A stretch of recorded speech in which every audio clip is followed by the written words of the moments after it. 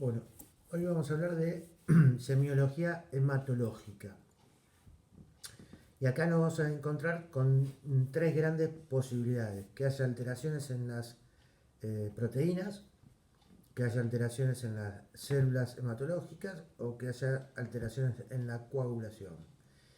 Empezando por las proteínas, la enfermedad más común, si bien hay otras, es el mieloma múltiple, donde las células plasmáticas producen una hiperproducción de inmunoglobulinas, y estas van a traer ciertas alteraciones. Se van a formar imágenes osteolíticas óseas con dolores lumbares en cráneo o huesos largos, anemia, va a afectar el riñón, dando una insuficiencia renal, y también al disminuir las defensas, una de las causas más comunes de mortalidad es la neumonía. Bien, la otra alteración que dijimos son en las células. Vamos a empezar por la serie roja. Vamos a hablar de valores normales. Los glóbulos rojos normales van en el hombre de 4.4 millones a 5.9 millones por milímetro cúbico, en la mujer de 3.8 a 5.2. La hemoglobina en el hombre va de 14 a 18 gramos por ciento, mientras que en la mujer va de 12 a 16. El hematocrito es en el hombre de 42 a 52%, mientras que la mujer es de 39 a 47%. También es importante saber el tamaño de los glóbulos rojos y la concentración de la hemoglobina que contienen. El volumen corpuscular medio, o sea, el tamaño, es entre 83 y 92 micras cúbicas de un glóbulo rojo normal. La hemoglobina corpuscular media va de 27 a 32 microgramos y la concentración media de hemoglobina es entre 33 y 38%. En cuanto a los glóbulos rojos, tenemos dos opciones: o que estén disminuidos en el caso de las anemias, o que estén aumentados en el caso de la poliglobulia. Hablamos de anemia cuando tenemos una hemoglobina por abajo de 12 gramos por ciento. Generalmente también el hematocrito y los glóbulos rojos van a estar descendidos, pero siempre vemos la hemoglobina. Las anemias pueden ser agudas o crónicas. Agudas se dan en dos posibilidades: en las hemorragias o en las hemólisis, en la destrucción de glóbulos rojos.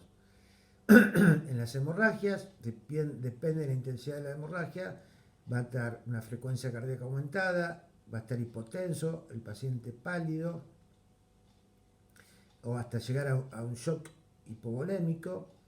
En ambos casos va a haber reticulocitos aumentados, o sea, la médula ósea trata de producir rápidamente glóbulos rojos y larga reticulocitos a la sangre, y va a ser una anemia normo-normo, o sea, los glóbulos rojos son normales en cuanto a tamaño y en cuanto a la hemoglobina corpuscular media. En el caso de las hemólisis, en algunas podemos encontrar un leve aumento del vaso, una esplenomegalia. En cuanto a las crónicas, la vamos a dividir de acuerdo al tamaño y a la concentración de hemoglobina. Por un lado tenemos las anemias microcíticas hipocrómicas, o sea, de glóbulos rojos pequeños con escasa cantidad de hemoglobina. La más común es por déficit de pérdida de hierro, como en las hemorragias crónicas. Lo más común son las digestivas o las ginecológicas, muy común en la mujer cuando tiene periodos menstruales prolongados, o también puede ser renal por microhematuria crónica. También pueden ser estas ferropénicas por falta de hierro, por alteración de la absorción en los casos de gastrectomías o síndrome de mala absorción. Puede ser por déficit de aporte en casos de desnutrición. Ahí vamos a encontrar que tenemos la ferremia disminuida, la saturación de transferrina también disminuida. Otro tipo de microcítica hipocrómica es la talasemia, donde es una anemia hereditaria, hay una talasemia mayor y una menor. Generalmente la que vamos a ver es la menor, donde el paciente tiene una sobrevida normal, son anemias leves y se deben a un aumento de la hemoglobina fetal. Generalmente también se denomina anemia del Mediterráneo porque se ve en descendientes de todas las zonas del Mediterráneo, sur de España, sur de Italia, sur de Grecia. Terceras microcítica hipocrómica tenemos las sideroblásticas, que es por mala utilización del hierro. O sea, el aporte de hierro es normal, la absorción es normal, pero no se utiliza bien el hierro y pueden ser idiopáticas o puede ser secundaria a algunas neoplasias. Después, dentro de las anemias, el otro grupo son las macrocíticas, donde va a haber un aumento del volumen del glóbulo rojo.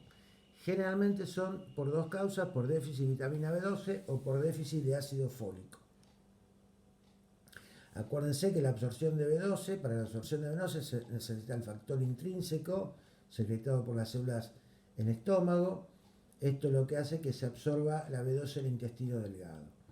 El déficit de B12 se puede ver en la denominada anemia perniciosa, que es una anemia autoinmune, donde hay anticuerpos antifactor intrínseco y anticélulas parietales, por lo tanto al no haber factor intrínseco no se absorbe la B12, pero también el déficit de B12 se puede ver en dos situaciones más, en las gastrectomías o en los síndromes de mala absorción. El déficit de ácido fólico, en cambio, se puede ver también en la desnutrición, en el alcoholismo y en la mala absorción. Generalmente son anemias por déficit de B12 o ácido fólico que se acompañan de una disminución de las plaquetas y una disminución de los glóbulos blancos, o sea, plaquetopenia y leucopenia. En la anemia perniciosa vamos a encontrar el megaloblasto, que es lo que da el diagnóstico definitivo, que se encuentra en la médula ósea, que es una célula inmadura. La clínica de estas anemias va a ser un síndrome anémico crónico con astenia, taquicardia, palidez, van a tener glositis, o sea, es una lengua lisa, despapilada, roja, y va a haber puede haber un síndrome neurológico que puede estar manifestado por una polineuropatía o alteraciones en la médula espinal. El tercer grupo de las anemias son las anemias normocíticas normocrómicas, o sea, son de tamaño normal y con una concentración normal de hemoglobina, los glóbulos rojos. Es la más común después de las ferropénicas. Y acá tenemos dos grandes grupos, uno es las anemias de las enfermedades crónicas y otro las aplasias medulares. Las anemias de las enfermedades crónicas, como así lo dice, son secundarias a enfermedades crónicas que presenta el individuo. Una de ellas pueden ser infecciones crónicas, como la tuberculosis, como un absceso de larga data, como la endocarditis. Otras pueden ser por inflamaciones crónicas, como la artritis reumatoidea o cualquier colagenopatía. También otro grupo es por secundarias neoplasias. Y otro grupo es por insuficiencia renal por déficit de eritropoyetina. En cuanto al otro gran grupo, que son las aplasias medulares, también vamos a ver disminución de plaquetas y glóbulos blancos porque la alteración está en la formación de las células a nivel de la médula ósea. Una causa importante son las idiopáticas, otras son las tóxicas, productos de algún químico o benceno o arsénico, los más comunes. Otras por neoplasias, por invasión de la célula de la médula ósea por metástasis o enfermedades oncohematológicas como la leucemia. Y por último, otro grupo de las aplasias puede ser por radiaciones en pacientes que por algún accidente radioactivo recibió radiaciones o porque fue tratado con radioterapia. El otro grupo de las anemias son las hemolíticas, donde hay aumento de la destrucción de glóbulos rojos en el intravascular, pero también pueden ocurrir en el hígado, en el vaso o en la médula ósea. Esta destrucción de glóbulos rojos lleva a una eritropoyesis compensadora, con lo cual trae aumento de los reticulocitos. O sea, las anemias hemolíticas van a tener aumento de reticulocitos. Si este aumento de la eritropoyesis es efectiva, podemos hablar de enfermedad hemolítica. Si no es efectiva y no compensa la anemia, hablamos de anemia hemolítica. Estas anemias hemolíticas van a tener tres patas fundamentales. Una es la anemia, la disminución de los glóbulos rojos. La otra es la ictericia, por aumento de la bilirrubina indirecta. Y la otra, tercer pata, es la presencia de hepatoesplenomegalia, que en general son leves. Las causas de las anemias hemolíticas las podemos dividir en dos: intracorpusculares y extracorpusculares. Las intracorpusculares generalmente son congénitas y ahí hablamos de tres: la talasemia, que ya la habíamos nombrado por aumento de la hemoglobina fetal; la esferocitosis, donde hay una alteración de la membrana del glóbulo rojo y en vez de mantener su forma cóncava es un esferocito, como se denomina, y van a ser destruidos en el vaso, sobre todo; y la drepanocitosis, donde predomina la hemoglobina S, donde se forman células en forma de hoz y son destruidas. Esas son las intracorporales. Las extracorpusculares son adquiridas. Tenemos la autoinmune por anticuerpos, las infecciosas como en caso de sepsis, las por incompatibilidad RH, cuando hay una transfusión incompatible. Puede ser por tóxico como la laxóceles, que es una picadura de araña, o por arsénico o plomo, o puede ser por fármacos que también produzcan hemólisis, que son casos más raros, como puede pasar con la dipirona, con la alfa-metildopa, con las sulfas o con la penicilina. La otra alteración que puede presentar los glóbulos rojos es por aumento de su cantidad, lo que se denomina poliglobulia. Estas pueden ser relativas o absolutas. Relativa es cuando en realidad hay una hemoconcentración, no es que están aumentados los glóbulos rojos, sino que está disminuido el suero, lo que hace que esté más concentrado, que puede ser en caso de deshidratación o un gran quemado o por uso de diuréticos.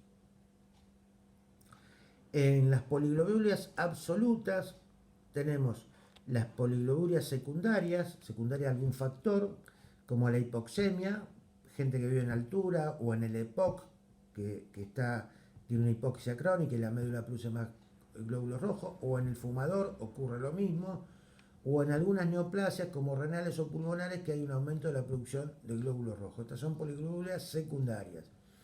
Y hay una poliglobulia primaria, que es la denominada policitemia vera. En la policitemia vera están aumentadas las tres series: los blancos, las plaquetas y los glóbulos rojos, pero lo más llamativo es el aumento de los glóbulos rojos y se debe a un clon anómalo. Esto está en la cantidad de glóbulos rojos, que va a haber una hiperviscosidad en la sangre, con una predisposición a las trombosis. ¿Cómo se manifiesta la policitemia vera? Se puede manifestar por causas cardíacas como angor, infarto, trombosis arteriales, accidente cerebrovascular o trombosis venosa por la gran poliglobulia que tienen. Puede haber alteraciones visuales como disminución de la agudeza visual, amaurosis transitoria, o sea, falta transitoria de la vista. Puede haber manifestaciones neurológicas como la cefalea, alteraciones de memoria o parálisis de algún miembro. O también se puede manifestar por prurito, por aumento de los basófilos, que aumenta la cantidad de histamina circulante. Y otra manifestación que tiene la policitemia vera es la presencia de una esplenomegalia muy importante.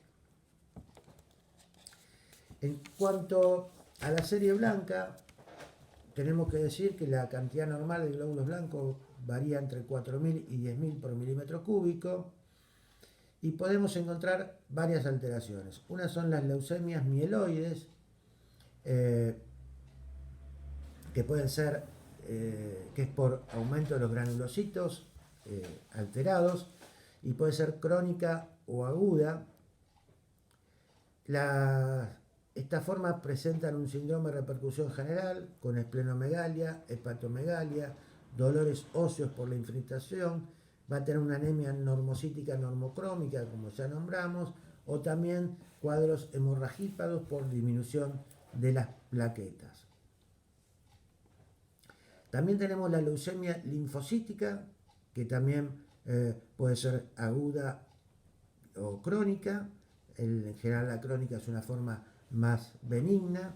Y también tenemos relacionados los linfomas, que tenemos los denominados linfomas Hodgkin y los linfomas no Hodgkin, que se van a caracterizar por tener adenopatías grandes, importantes, que pueden ser en un foco o varios, son ganglios aumentados de consistencia e irregulares. La otra serie que puede estar alterada son las plaquetas. Recordemos que lo normal de las plaquetas van entre 150.000 y 350.000 por milímetros cúbicos. La disminución de las plaquetas producen lo que se denomina púrpura plaquetaria. Y vamos a encontrar que va a haber extravasación sanguínea, petequias, que van a tener vitropresión negativa, o puede haber hemorragias en órganos, en tubo digestivo o en articulaciones. Las causas de esta púrpura plaquetopénica puede ser primaria, que es la denominada púrpura trombocitopénica idiopática, que es autoinmune, o secundaria. Las púrpuras plaquetopénicas secundarias se pueden deber a tres causas: a disminución de la producción de plaquetas, como en la aplasia medular, aumento de la destrucción de plaquetas por fármacos, infecciones severas o hiperesplenismo, con un aumento del vaso y produce destrucción de plaquetas, o tercero, por aumento del consumo de plaquetas, como es la púrpura trombocitopénica trombótica.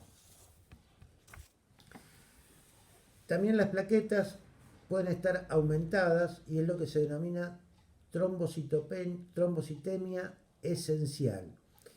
La trombocitemia esencial es de causa desconocida, produce un síndrome de repercusión general, va a haber alteraciones en la microcirculación, produciendo cefaleas, vértigos, alteraciones visuales, parestesias, o en la macrocirculación y puede dar ángulo cardíaco, hasta infarto, accidente cerebrovascular, isquemia de la arteria mesentérica o de las arterias de miembros inferiores y trombosis venosas. Va a cursar con una esplenomegalia importante y también puede producir hemorragias en órganos como hemorragia digestiva.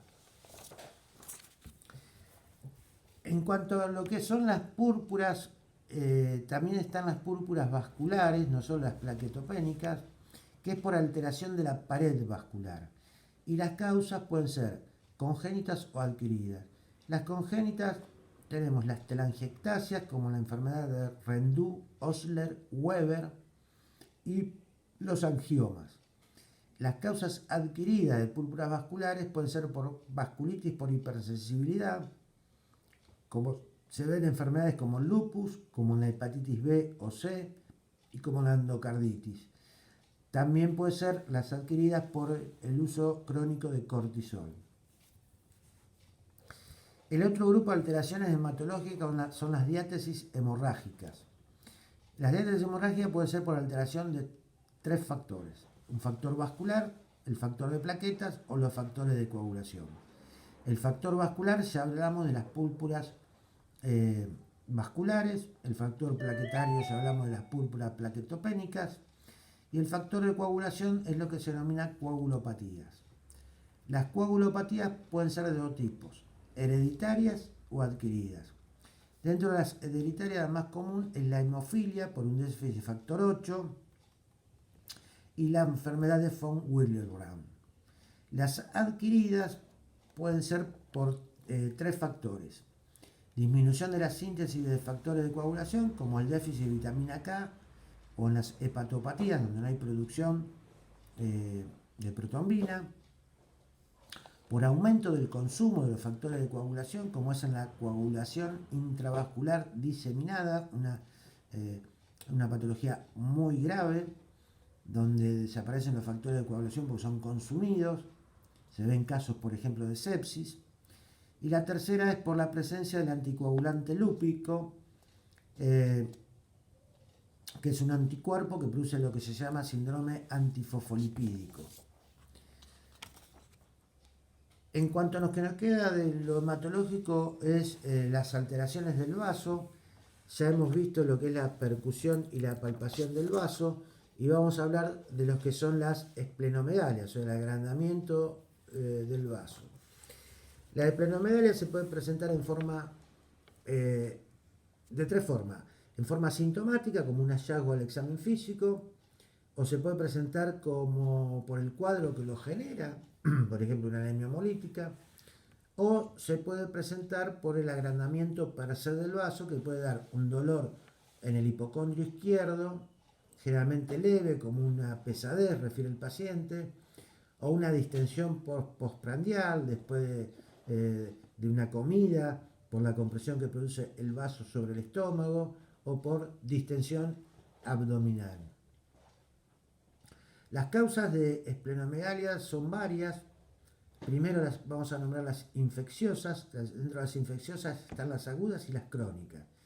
Las infecciones agudas que pueden producir esplenomegalia tenemos la endocarditis, la sepsis, la mononucleosis infecciosas, el citomegalovirus y las hepatitis. Generalmente dan formas de esplenomegalia leve. Y las causas de infecciosas crónicas de esplenomegalia pueden ser la tuberculosis, el paludismo o el HIV. Otra de las causas de esplenomegalia son las enfermedades hematológicas. Las anemias hemolíticas generalmente producen una esplenomegalia leve, la leucemia, la policitemia, la trombocitemia esencial y los linfomas. Otra causa de esplenomegalia es el aumento de la presión portal, lo que se ve en la cirrosis, en la trombosis de la porta, en el Budd-Chiari, en la trombosis de la vena esplénica, en todo lo que habíamos visto como hipertensión portal por producir esplenomegalia. Otras son las enfermedades inmunes que generalmente producen esplenomegalias leves, como el lupus o la artritis reumatoidea. En el caso de la artritis reumatoidea con esplenomegalia se llama síndrome de Felty. Después tenemos las neoplasias como causa de esplenomegalia, que puede ser una neoplasia primaria del vaso o metástasis de cualquier otra neoplasia en el vaso. Y por último tenemos enfermedades de depósito, como la enfermedad de Gaucher o la enfermedad de Niemann-Pick. Cuando hablamos de esplenomegalia, para terminar, hablamos de 4 grados. El grado 1 es cuando el vaso está agrandado por percusión. El grado 2 cuando lo podemos ya palpar por debajo del borde costal. El grado 3 es cuando está agrandado pero no llega hasta la línea umbilical, medio umbilical, y el grado 4 es cuando sobrepasa la línea umbilical. Bueno, hasta acá vimos lo que es un resumen de la enfermedad, la semiología hematológica.